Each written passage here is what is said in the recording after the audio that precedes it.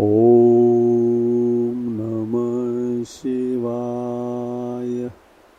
श्री शिव महापुराण खंड 1 अध्याय 15। सूत जी ने कहा, हे ऋषियों, ब्रह्मा जी के वचन सुनकर नारद जी अत्यंत प्रसन्न हो प्रेम एवं सुख रूपी समुद्र में गोते लगाने लगे। फिर प्रेम पूर्वक इस प्रकार बोले, हे ब्रह्मा जी, आपने जो शिव लोक को सर्वोच्च स्थान देकर उसका वर्णन किया, उसे सुनकर मुझे बहुत प्रसन्नता हुई है। परंतु मेरे मन में एक संदेह उत्पन्न हुआ है। मैंने सुना था कि शिव जी का स्थान कैलाश पर्वत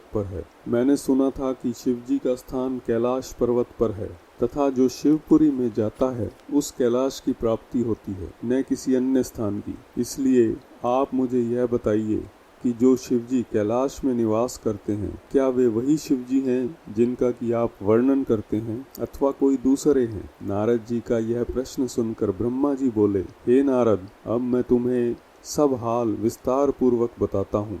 जो परम ब्रह्म सगुण रूप शंकर हैं और उनकी इच्छा से शक्ति द्वारा शिवानी हुई, वे ही ब्रह्म शिव अपनी शक्ति द्वारा संसार की सृष्टि करते हैं। मैं उनके लोक काशी, ब्रह्मपुर तथा आनंदवन का वर्णन कर चुका हूँ। अब अपनी शंका का समाधान सुनो।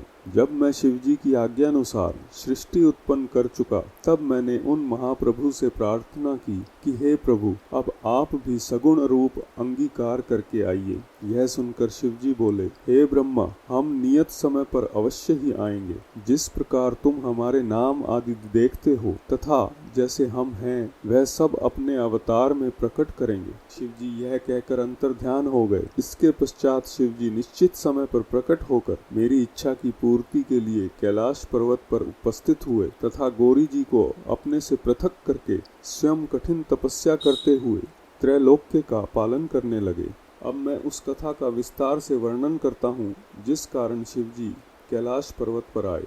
जिस कथा का अब मैं वर्णन करता हूँ वह कल्प भेद के कारण दूसरे प्रकार से है। अर्थात मैंने शिवजी की आज्ञानुसार संसार को उपजाया और 14 लोक, उपलोक, द्रुपदपुरी एवं कपिला को, जिन्हें देखने से मन प्रसन्न होता है तथा जहाँ काली मृत्यु रूप में बैठी है, प्रकट किया। पाप नाशिनी गंगा के तट पर पापों को हरने वाला कपिल मुनि का पवित्र आश्रम था। उसी स्थान पर यज्ञदत्त नाम के 2 ब्राह्मणों का जन्म हुआ। यज्ञदत्त यज्ञ शास्त्र में बहुत ही योग्य था। उसको वहाँ के राजा ने बहुत सा धन दिया।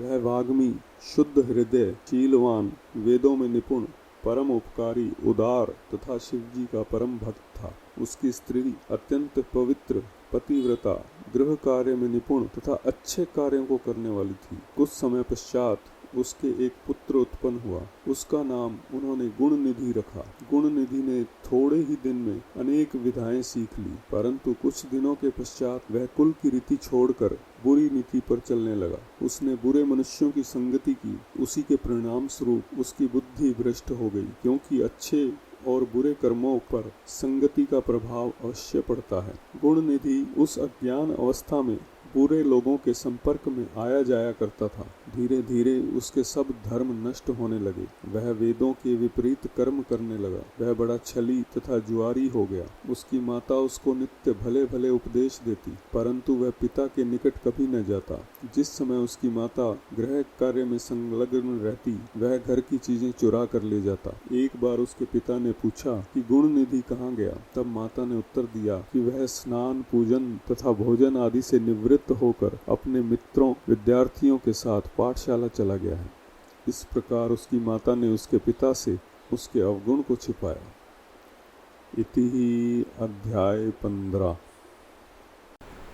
कर्पूरगौरं करुणावतारं संसारसारं भुजगेन्द्रहारं सदा वसन्तं हृदयारविन्दे भुवन् भवानी सहितं नमामि।